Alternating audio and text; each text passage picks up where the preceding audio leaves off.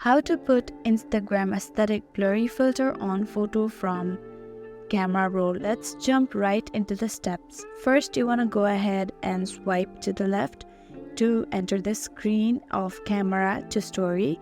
Now what you want to do is, here in the bottom you can see there are various filters. Or what you want to do is, you want to swipe to the very end and tap on the search browse effect.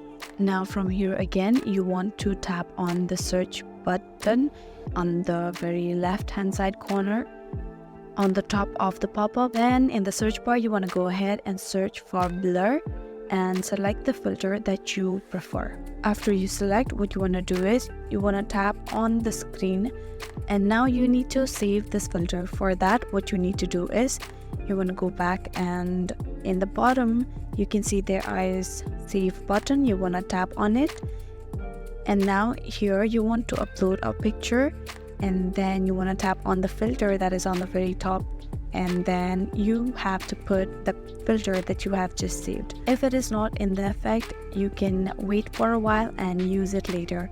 And that is how to put Instagram aesthetic blurry filter on photo from camera roll. I really hope this video helped you out. Thank you so much for watching till the very end.